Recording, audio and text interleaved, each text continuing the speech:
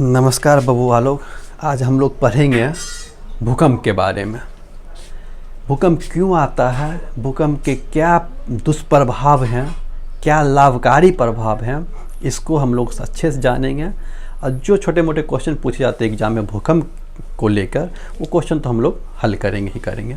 तो पहले हम लोग थोड़ा सा भूकंप के बारे में जान लेते हैं। भूकंप को अंग्रेजी में हम लोग अर्थक्वेक कहते हैं। अच्छा, भूकंप को हम पढ़ ही लेंगे तो हम लोग सुनामी को काहे छोड़ेंगे, सुनामी को भी पढ़ लेंगे। और सुनामी को इंग्लिश में सुनामी कहते हैं क्योंकि ये जापानी शब्द है। ठीक है, तो भूकंप को हम लोग जानने से पहले हम लोग जानते हैं भूकंप का देखिए दुष्परिणाम क्या है। बिल्डिंग 10 मंजिला बना है, खूबसूरत बिल्डिंग बना है, पेंटिंग उल्टिंग गया, भूकंप आया, टूट के गिर गया, नुकसान हुआ। करोड़ों हज़ारों करोड़ रुपया लगा के बनाते हैं क्या, रेलवे ट्रैक, पुल वगैरह, भूकंप में के कारण दरारें आती है, बर्बाद हो जाता है, नुकसान होता है ना। कहीं जंगल में भूकंप के कारण आग भी लग जाता है, ये भी नुकसानदेह हो गया। नुकसान तो हम लोग बहुत जानते हैं कि क्योंकि भूकंप को विनाशकारी रूप में देखते हैं, लेकिन भूकंप के कुछ कुछ फायदे भी हैं। जैसे कि भूकंप जब आती है, ज़मीने में जब दरार पड़ती है, तो वहाँ पे जब पानी जमाव के कारण वहाँ पे झील का निर्माण होता है, ये भूकंप का फ़ायदा है। दूसरी बात, पृथ्वी के ऊपर अंतरिक्ष में हम लोग इतना तरक्की कर लिए हैं कि स्पेस सेंटर बनाए जा रहे हैं, लेकिन ज़मीन के अंदर की बातों को हम लोग जान नहीं पाते हैं। उसके लिए हम लोग को प्राकृतिक स्रोत और अप्राकृतिक स्रोत पर निर्भर रहना पड़ता है। क्योंकि अंदर जाने की कोशिश किए थे हम लोग, कितना दूर तक गए थे, 4 किलोमीटर तक, लेकिन ड्रिल किए तो कहाँ तक गए थे, 12 किलोमीटर तक। जबकि 6378 किलोमीटर अंदर तक जाएंगे तब हम लोगों को पृथ्वी के अंदरूनी भाग के बारे में पता चलेगा। इसका वीडियो हम लोग बना चुके हैं, इसके पहले वाले में आप देखिएगा एपिसोड में, पृथ्वी की आंतरिक संरचना उसमें बताए। तो इसके बाद देखिए आप लोग कि पृथ्वी की आंतरिक संरचना के बारे में जो जानकारी हमको मिलता है ना, उसका सबसे अच्छा जो हमको जानकारी देता है भूकंप देता है।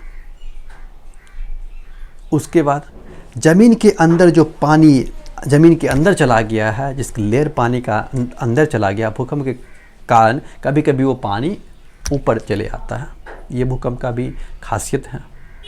दूसरा बात, पृथ्वी के गर्त में बहुत मात्रा में बहुत कुछ छिपा हुआ है, मूल्यवान धातु, कभी कभी भूकंप के कारण वो सब धरातल पे चले आता है, ये भी एक लाभकारी है। इस तरह से भूकंप के लाभदायक परिणाम भी है, लेकिन इंसानों की गतिशीलता और भू संतुलन की स्थिति को देखते हुए इंसानों ने इतना हस्तक्षेप किया है कि भूकंप दुष्परिणाम बन गया है आज। तो भूकंप को हम लोग जानेंगे, ये चीज़ समझ गए। देखिए कुछ और बातें जान लीजिए कि भूकंप में जो तरंग हम लोग पढ़ेंगे PSL तरंग, तो उसमें कुछ तरंग की खासियत, कोई भी तरंग होगा इसमें तीनों तरंग में, वो ठोस में बहुत तेज़ गति करेगा, जबकि वो द्रव में गति नहीं करेगा या तरल पदार्थ में गति नहीं करेगा उतना स्पीड से जितना ठोस में करेगा। तो इससे बात एक प्रमाणित होता है कि जहाँ पे दलदली भूमि होगी वहाँ पे भूकंप बहुत कम तीव्रता की आएगी, यानी कि विनाशकारी नहीं होगा।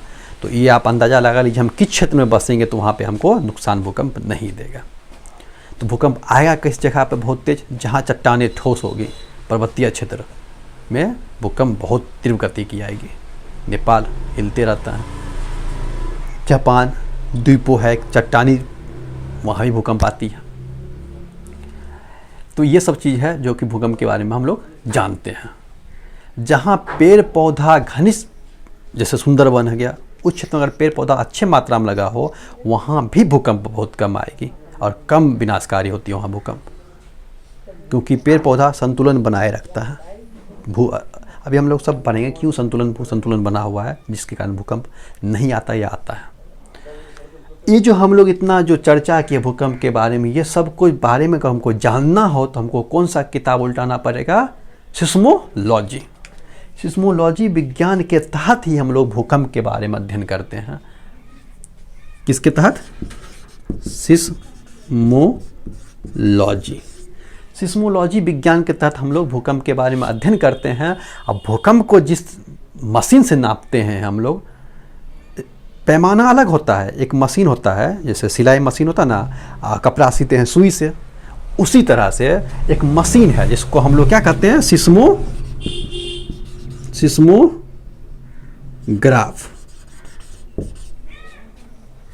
सिस्मोग्राफ एक मशीन है, ठीक है। इसमें पैमाना लगा आता है नापने वाला, जिसको हम लोग कहते हैं रिक्टर स्केल। इसका खोज चार्ल्स रिक्टर ने किया था, इसीलिए इसको रिक्टर स्केल कहते हैं।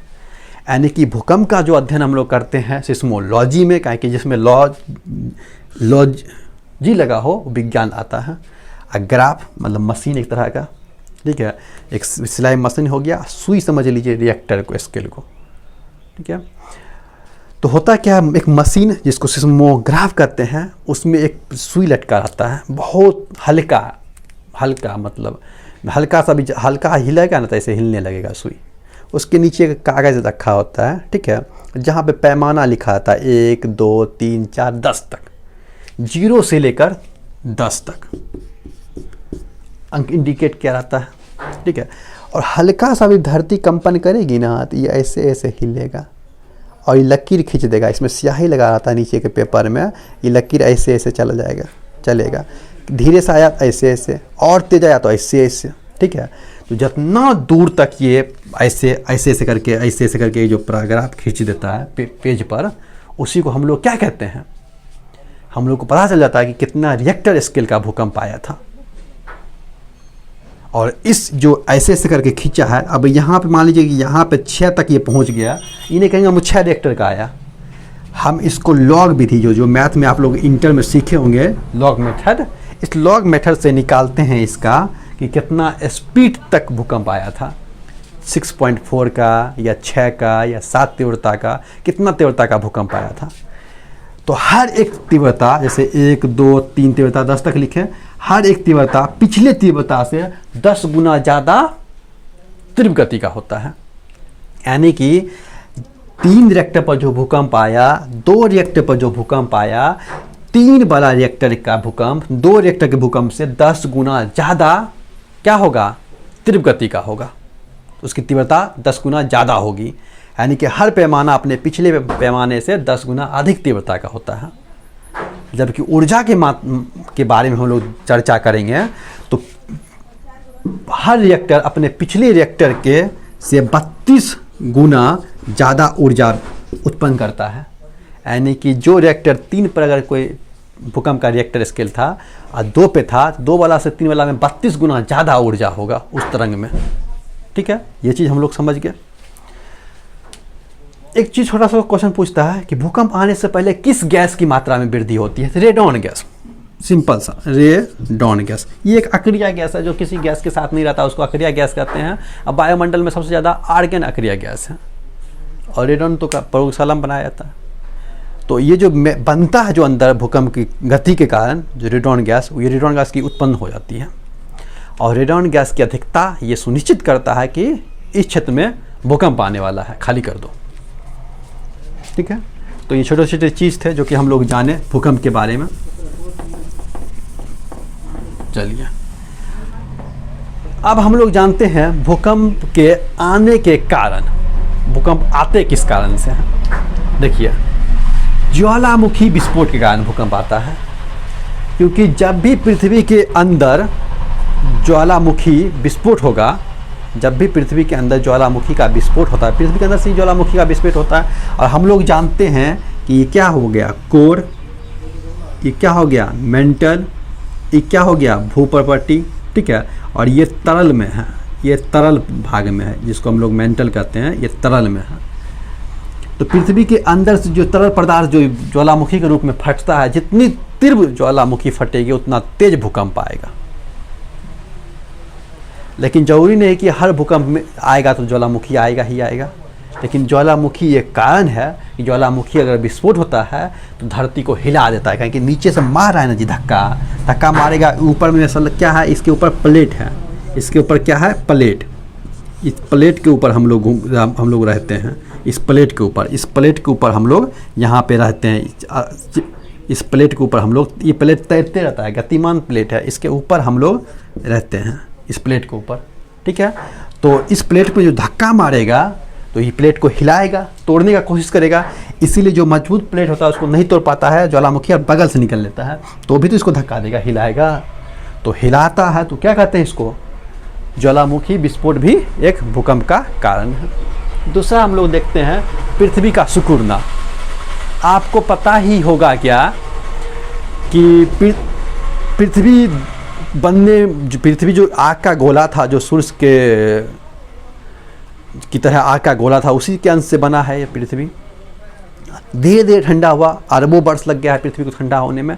आज भी पृथ्वी सिकुड़ रही है। कोई भी गर्म चीज़ आप जब ठंडा होगा तो वो क्या करेगा, सिकुड़ने का कोशिश करेगा। जैसे ठंडे में कोई भी चीज़ सिकुड़ता है, हम लोग भी सिकुड़ते हैं, गर्मी में फैलते हैं, तो उसी टाइप से कोई भी चीज़ सिकुड़ने का कोशिश करेगा। वो जब सिकुड़ने का वो चीज़ कोशिश करेगा तो क्या होगा, मान लीजिए कटोरा में पानी है, उसको कस के दबाए तो क्या होगा, पानी बाहर निकलने की कोशिश करेगा, उसमें हिलकोला आएगा। तो वही जो हिलकोला आता है ना, उस तरह से हमको भी महसूस होता है, जिसको हम लोग क्या कहते हैं, भूकंप। बलन एवं भ्रंश।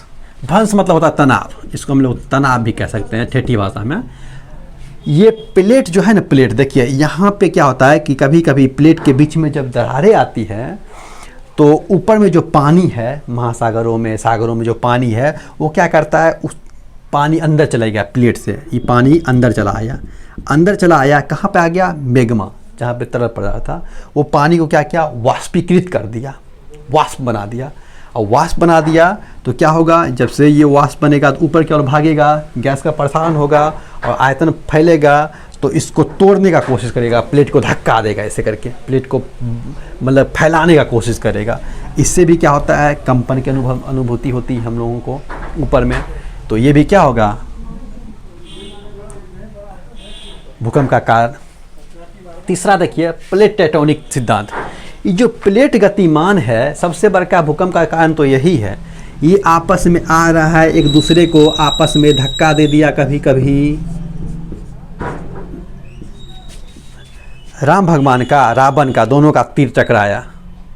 हिलता है था ना पृथ्वी, तो वही तीर टकरा गया, दोनों प्लेट आपस में टकरा गया, क्या आ गया, भूकंप। कभी कभी एक तीर इधर से गया प्लेट, एक इधर से, नीचे इसको ऐसे रगड़ा दे दिया, ठीक है, ये रगड़ा हुआ, हल्का सा जो रगड़ होता है, इसके कारण भी हिलडोल होगा, ठीक है, ये भी भूकंप का कारण है। कभी कभी देखिएगा, जैसे हिमालय का निर्माण हुआ था, दो प्लेटों के सिद्धांत कारण ही नहीं हिमालय का निर्माण हुआ था। तो प्लेट में क्या हो गया था, एक दूसरे के ऊपर चढ़ गया था, इससे एक प्लेट अंदर, एक प्लेट ऊपर, और ये बन गया हिमालय। एक प्लेट जो था ये नीचे, ये मैग्मा में फिर ये गल के समतल हो गया, ठीक है। तो ये भी कारण तो भूकंप का है, प्लेट के टकराने से। ऐसे प्लेट गुजरेगा तो भी, यानी कि प्लेट ऐसे करके गुजर गया तो भी भूकंप, प्लेट आपस में टकराया तो भी भूकंप, ठीक है। तो प्लेट टेक्टोनिक इसको सिद्धांत कहते हैं, ये भी भूकंप का कारण है। भू संतुलन, ये मानवीय कारण है। भू संतुलन क्या है, देखिए हम लोग क्या करते हैं, यहाँ से नदी किनारे से बालू निकाले और घर 10 मंजिला, सीमेंट पत्थर को चुल चुल के सीमेंट बनाए, 15 मंजिला बिल्डिंग, ठीक है। पेड़ पौधा काट के नदी पे नदी बनाते जा, बांध बना दिए, ठीक है। तो एक जगह समतल भूमि, एक जगह पूरा बिल्डिंग पर बिल्डिंग, 10-10 मंजिला बिल्डिंग, 100-100 मंजिला बिल्डिंग। तो भाई एक आदमी, एक दो आदमी झूला झूल रहा है, इस आदमी के झूला पे एक और आदमी आके बैठ गया, तो ये फेंकेबे नहीं करेगा। जो फेंकाएगा ये, तो क्या होगा, ये हिलेगा, थोड़ा सा भू संतुलन हुआ ये, ठीक है। तो एक जगह पर अगर हम एक प्लेट पर हम ज़्यादा वजन दे देंगे और एक प्लेट पृथ्वी पर हल्का रहेगा, तो क्या होगा, भूकंप का कारण बन गया। तो भू संतुलन हम लोग बिगाड़ रहे हैं, खुद से पेड़ पौधा काट रहे हैं, मंजिला बिल्डिंग बना रहे हैं, ये भी क्या हो गया, भूकंप का कारण बन गया। जलीय भार, देखिए जलीय भार क्या होता है कि हम लोग क्या करते हैं, बिजली उत्पन्न करने के लिए हम लोग क्या करते हैं, बांध बनाते हैं, नदी का रास्ता रोक देते हैं। जैसे नदी गुजर रही है, यहाँ पे बांध बना दिए, अब नदी बांध में रुक गया, अब नदी का पानी यहीं जमा होने लगा, और जब बहुत जमा होने लगा तो इसको ऊपर से हम गुजारते हैं ताकि बिजली उत्पन्न होता है, घुमा के टरबाइन। तो यही चीज़ होता है कि यहाँ जो पानी जमा किए, तो इस जगह पर ज़्यादा लोड पड़ रहा है उस ज़मीन के नीचे। जब ज़्यादा लोड पड़ रहा है और इधर का क्षेत्र क्या हो गया, हल्का अनुभूति कर रहा है, तो इस कारण भी क्या होगा, भूकंप का निर्माण होता है। इसीलिए देखते होंगे उत्तराखंड में जब टिहरी बांध बन रहा था, लोगों ने बहुत इसका विरोध किया था, ठीक है, कि इस तरह से भूकंप आने का संभावना बन जाएगा। ऐसे भी पहाड़ी क्षेत्र में भूकंप ज़्यादा आता है, तो लेकिन हालांकि बन गया टिहरी बांध, लेकिन इसकी सब भी क्या है, एक भूकंप का कारण बनता है। और सोचिए ना, देखिए परमाणु परीक्षण करते हैं ना हम लोग, राजस्थान में तो बार बार करते हैं, भूकंप का कारण बनाना, कहीं नदी में गिराते हैं, परमाणु बम का विस्फोट करते हैं, भूकंप बनाना, सोना खोजने के लिए ज़मीन के अंदर घुसले चले जा रहे हैं, वो जमीन गिरेगा, चट्टान गिरता है, जो छत बन जाता है, उसके अंदर सुरंग बनाते हैं, वो कभी कभी धंसेगा तो भूकंप आएगा ना। ये सब अपने जैसे काम करेंगे वैसे तरह से परिणाम भुगतना पड़ेगा। क्या होगा, भूकंप का कारण बना वो लोग भी, वो भी। अब देखिए, इस हम लोग जो समझ गए, इसको हम लोग थोड़ा सा मिटा देते हैं, इसको स्क्रीनशॉट लीजिएगा, ले लीजिए। ये भूकंप का तरीका हम बता रहे हैं, हम लोग बताने जा रहे हैं। देखिए, भूकंप जब आता है तो भूकंप में 3 तरंग, आजकल तो PS करके भी जोड़ दिया है, PH करके भी जोड़ दिया, लेकिन 3 मेनली तरंग होते हैं। पहला P तरंग, जिसको हम लोग प्राथमिक तरंग कहते हैं, प्राथमिक तरंग प्राइमरी वेव्स, P तरंग को कहते हैं।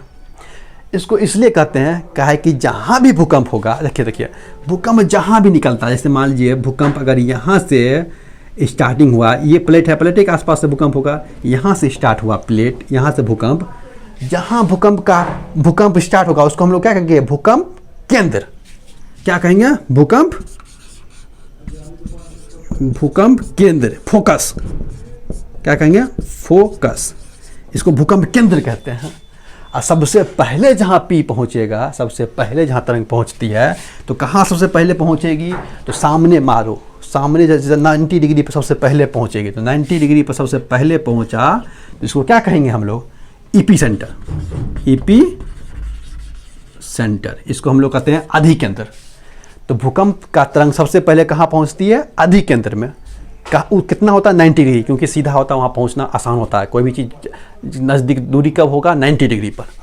और जहाँ से भूकंप निकलता है उसको हम लोग क्या कहते हैं, भूकंप, इसको केंद्र कहते हैं, इसको EP सेंटर कहते हैं। इतना बात समझ में आ गया। तो P तरंग को हम लोग प्राइमरी वेव या प्राथमिक तरंग कहते हैं, क्योंकि ये सबसे पहले पहुँचता है EP सेंटर पर। इसकी जो गति होती है वो 8 किलोमीटर पर सेकेंड से 14 किलोमीटर पर सेकेंड तक होती है। ये 8 किलोमीटर इसकी गति होती है ना P तरंग की, बहुत ताज़ा होती है। और जिसकी गति ताज़ा होगी उसकी तीव्रता कम होगी। इसकी गति ज़्यादा है तो तीव्रता क्या होगा, गति ज़्यादा तो तीव्रता कम।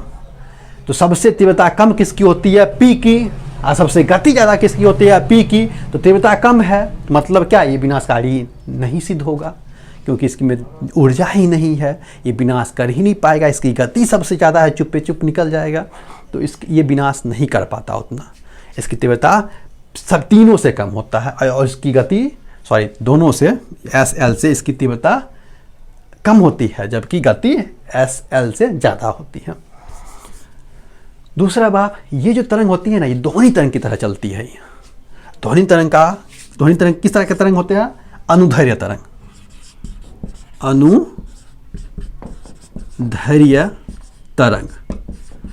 अनुदैर्घ्य तरंग का एक खासियत होता है, जो ये वेव होती है, इसका कण जो होता है ना, इसका कण लंबवत नहीं चलता है, इसका कण वेव के अनुकूल चलेगा। इसका कण जो प्रकाश क्या है, एक तरह का कण ही है, तो जिसको प्रकाश में जो एक कण जो होता है जिस तरह का, तो कण, प्रकाश का कण लंबवत चलेगा, लंबवत सीधा, और इसका कण जो है वेव की दिशा में चलता है। तो प्राइमरी वेव जो है अनुदैर्घ्य तरंग है। हमेशा याद रखिए, प्राइमरी वेव जो है अनुदैर्घ्य तरंग है। इसकी गति सबसे ज़्यादा, इसकी तीव्रता सबसे कम, और इसकी गति जो होती है 8 किलोमीटर पर सेकेंड से 14 किलोमीटर पर सेकेंड तक इसकी गति होती है। ठीक है, ये P के बारे में आप लोग जान लिए। अब हम लोग जानते हैं S के बारे में, यहीं लिख देते हैं S के बारे में। S तरंग को हम लोग सेकेंडरी वेव कहते हैं। एक चीज़ और जानिए, P जो है ना, ये ठोस, द्रव, गैस तीनों में गमन करेगा। ठोस में भी, द्रव में भी और गैस तीनों में गमन करता है। कौन, P। इसको रोकने वाला कोई नहीं, सब में गमन करेगा। लेकिन थोड़ा सा ध्यान दीजिएगा, ठोस में सबसे ज़्यादा तेज गति से गति करेगा, जबकि द्रव्य में उससे कम और गैस में उससे भी कम। अब आते हैं एस तरंग पर। एस तरंग को जो है इसको द्वितीय तरंग कहते हैं। द्वितीयक तरंग, सेकेंडरी वेव। इसकी गति जो है 6 किलोमीटर पर सेकेंड, 4 से 6 किलोमीटर पर सेकेंड होती है। 4 किलोमीटर पर सेकेंड से 6 किलोमीटर पर सेकेंड इसकी वेव होती है। तरंग जो निकलता है ना भूकंप से, उस भूकंप तरंग की जो चाल या उसमें जो उसकी क्षमता है, उसके अनुसार उसको 3 भागों में बांट दिया गया, PSL। P सबसे पहले तीव्रता गति होता है इसका सबसे ज़्यादा, सबसे पहले पहुंच के समझ गए। S जो है द्वितीय तरंग कहते हैं इसको, इसकी गति 4 से 6 किलोमीटर पर सेकेंड होती है। इसको हम लोग गौण तरंग भी कहते हैं। गौण तरंग। तो आपको पूछेगा गौण तरंग किसको कहते हैं, तो S तरंग को कहते हैं। गौण मतलब क्या, विलुप्त हो जाना। गौण का ठेठी भाषा क्या, विलुप्त हो जाना।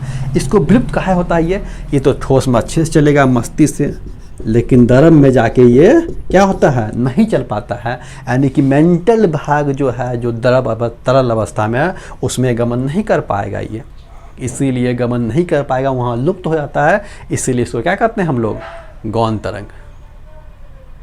ठीक है। और ये तरंग जो है ये प्रकाश तरंग की तरह है। और प्रकाश तरंग कैसा है, अनुप्रस्थ तरंग। ये कैसा है, अनुप्रस्थ तरंग। ये अनुप्रस्थ तरंग की भांति ये कार्य करता है, एस तरंग। जबकि पी तरंग क्या है, अनुदैर्ध्य तरंग की तरह। ये इससे 40 गुना कम इसकी गति होगी। पी तरंग से 40% कम, 40 गुना बोल दिए, इसको प्रतिशत में समझिए, 40% कम। यानी कि पी जितना स्पीड से चलेगा उससे 40% कम स्पीड से चलेगा कौन, एस। और ये पी के बाद पहुंचता है। ठीक है। आप तीसरा समझिए, एल तरंग। एल तरंग को हम लोग कहते हैं लव वेव। Love waves. इसका आविष्कार जो किया था ना, इसकी आविष्कार, इसका खोज किया था एडवर्ड हाफ लव, इसीलिए इसको हम लोग लव वेव कहते हैं। लव वेव जो है इसको हम लोग धरातलीय तरंग भी कहते हैं। धरातलीय तरंग भी कहते हैं। ये P और S से कम स्पीड से चलेगी। P और S से कम गति से चलता है। ये सबसे कम गति होती है S तरंग की, लेकिन तीव्रता इसकी सबसे ज़्यादा होती है। सबसे ज़्यादा तीव्रता किसकी होती है, L तरंग की तीव्रता सबसे अधिक। तो बताइए, तीव्रता सबसे अधिक है तो नुकसानदेह सबसे ज़्यादा कौन करेगा, यही LA वाला सबसे ज़्यादा। ठीक है। ये धरातलीय तरंग है, इसको कहते हैं L को हम लोग, गौण तरंग कहते हैं S को, और प्राइमरी वेव कहते हैं P को। सबसे विनाशकारी का होता है L तरंग। L तरंग जो है तो वो जिगजैग तरीके से चलता है। जैसे सांप को देखते होंगे कि मारे लाठी सांप निकल लिया, इसी को कहते हैं जिगजैग मोशन। ठीक है। अब PS को समझना हो ऐसे समझिए, ATM के लाइन में लगे हुए हैं, आराम से कोई धक्का दिया, गिरे उसके ऊपर, उसके ऊपर, फिर पीछे वाला कहेगा कि रे कौन गिरा, वो ऐसे, फिर उसके ऐसे धक्का देगा वो उसके ऊपर, तो ऐसे ही गिरता है वो। ठीक है। जैसे सांप मेढक खाया, धीरे धीरे उसको निकलते गया पेट के अंदर, तो PS। सांप को मारे मुंह पे, सांप लुत्ती लिया, कौन सा तरंग, L तरंग। तो L तरंग सबसे ज़्यादा विनाशकारी होता है। ठीक है। तो इस सब तरंग को जो हम लोग नापते हैं रिएक्टर पैमाना पर, पैमाना देखिए, एक और पैमाना होता है मर्केली पैमाना। इसको मिटाते हैं पहले हम लोग।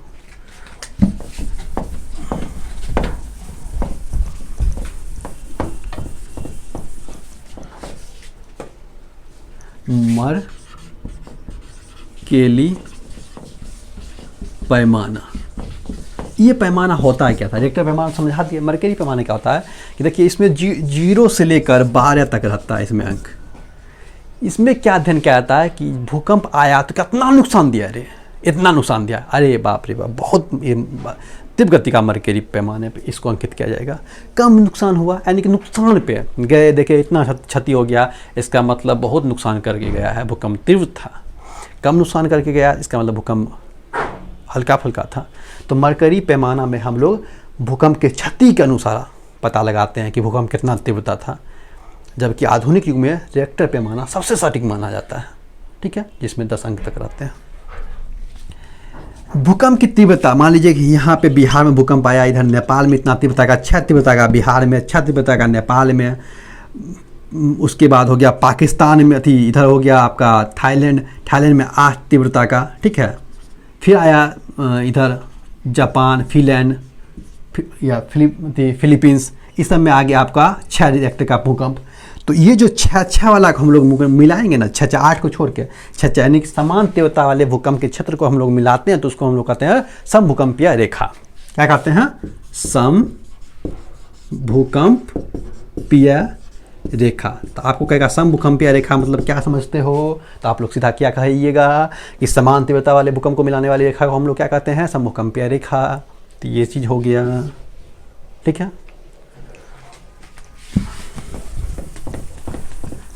अब हम लोग समझते हैं कि भूकंप किस क्षेत्र में सबसे ज़्यादा आता है। तो भूकंप सबसे ज़्यादा आता है प्रशांत परिपेटी क्षेत्र। आप लोग देखेंगे उत्तरी अमेरिका, दक्षिणी अमेरिका, ठीक है, इधर हो गया यूरोप, सटा एशिया, इसीलिए दोनों को मिलके कहते हैं हम यूरेशिया। नीचे में हो गया आपको अफ्रीका, इस तरह से। उसके बाद इधर हो गया आपका ऑस्ट्रेलिया, इधर हो गया अटलांटिका, ठीक है। 1 2 3 4 5 6 7 को महादेश, तो 7वां नाम आ गया। तो इधर जो है ना भाग में ये प्रशांत महासागर है इधर। तो इसी को गोल हम लोग ऐसे मोड़ेंगे, ये मैप को ऐसे मोड़ेंगे तो यही पानी इधर भी हमको दिखाई देगा, कि पृथ्वी क्या है? गोल है, ये पृथ्वी गोल है। तो ये जो क्षेत्र है इसको कहते हैं प्रशांत परिपेटी क्षेत्र। 63% जो भूकंप आता है इसी प्रशांत परिपेटी क्षेत्र में आता है। इस क्षेत्र में आपको जापान, फिलीपींस में भूकंप आएगा, और इस क्षेत्र में आपको जो यहाँ पाता है पेरू, चिली है, इस क्षेत्र में भूकंप सबसे ज़्यादा आता है। सबसे ज़्यादा भूकंप कहाँ आएगा? प्रशांत परिपेटी क्षेत्र में सबसे तीव्र गति का भूकंप आएगा उधर ही। इसलिए देखिएगा जापान हमेशा हिलते रहता है, हमेशा वहाँ भूकंप आते रहता है। दूसरा बार भूकंप कहाँ सबसे बेसी आएगा? तो मध्य महाद्वीपीय पेटी। मध्य महाद्वीपीय पेटी इसी को कहते हैं, बीच वाला को यहाँ हिमालय पर्वत है ऐसे, इसको कहते हैं महाद्वीपीय पेटी, यानी कि हिमालय पर्वत से लेकर आल्प्स पर्वत तक।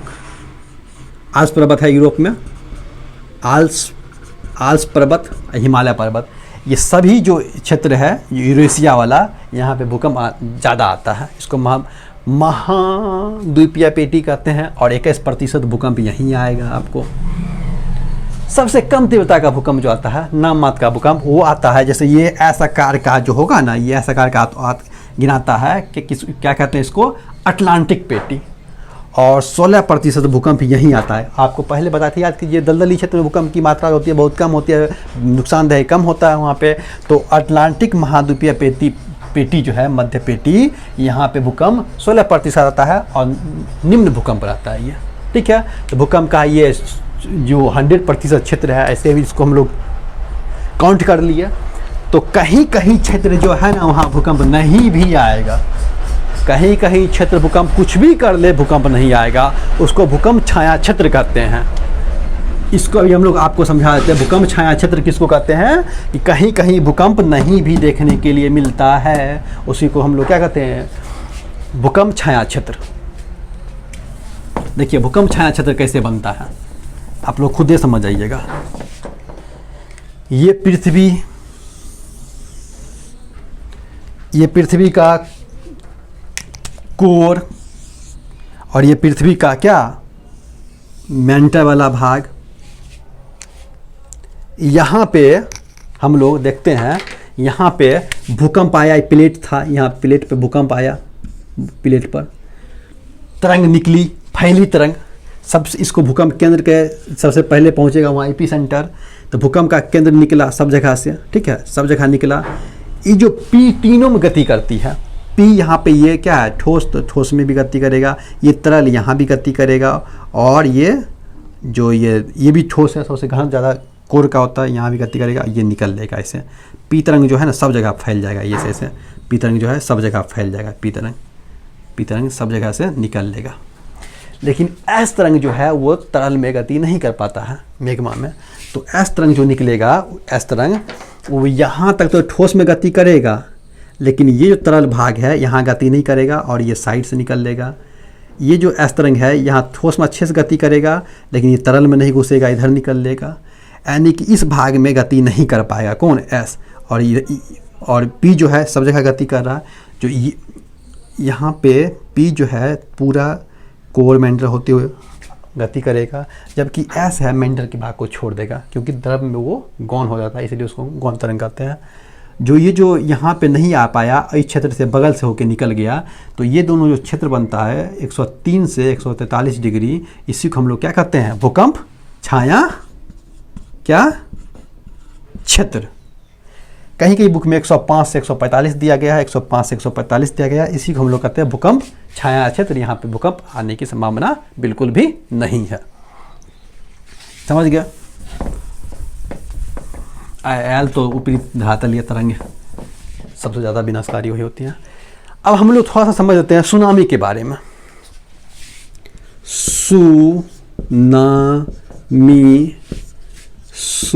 सुनामी गलत है ये, जब तक टी नहीं लगाएंगे अधूरा है, ठीक है।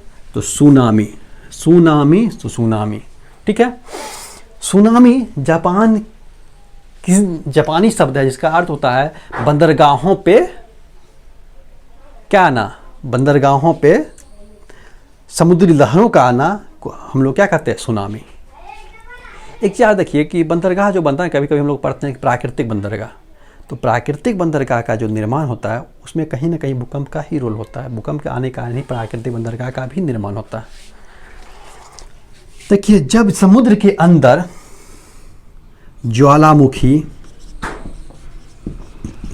या किसी बर्फ का टुकड़ा को पानी में गिर जाना, हिमस्खलन समझते हैं ना, बर्फों का टुकड़ा पानी में गिरना जिससे तरंग की लहरें उत्पन्न होगी, ये सब, या समुद्र के अंदर जो भी क्रिया बाहर में घट रहा था जिसके कारण भूकंप आ रहा था, वही क्रिया समुद्र में घटेगा और जिसके कारण भूकंप आएगा, उसको हम लोग क्या कहते हैं, सुनामी। लेकिन इसकी तीव्रता ज़्यादा होनी चाहिए, 7 रिएक्टर कम से कम। रिएक्टर पे पैमाना कितना होना चाहिए, कम से कम 60 रिएक्टर का पैमाना होगा, तब जाके सुनामी रूप लेता है। समुद्र की गहराई में सुनामी की जो रफ्तार होगी तीव्र होगी, आज सीमा तट पे आते आते उसकी गति क्या होती है, धीमी हो जाती है। तो जहाँ पे समुद्र की गहराई में सुनामी की गति ज़्यादा होगी, ये 150 किलोमीटर प्रति घंटा गति से सुनामी आ सकता है। आपको पता ही होगा 26 दिसंबर 2004 को हिंद महासागर में आया था जबरदस्त सुनामी, जिसके कारण बहुत भूकंप आया, बहुत क्षतिग्रस्त हुआ। 2011 में आया प्रशांत महासागर में सुनामी, उसमें भी बहुत नुकसान हुआ उसके तटीय क्षेत्र देशों को। तो समुद्र के अंदर अगर भूकंप की क्रिया होती है, थोड़ा सा पैमाना, रिएक्टर पैमाना पर उसका गति ज़्यादा हो, तो उसको हम लोग क्या कहते हैं, सुनामी। समुद्री लहरों का बंदरगाहों पे या तटीय क्षेत्रों पे आना क्या कहलाता है, सुनामी।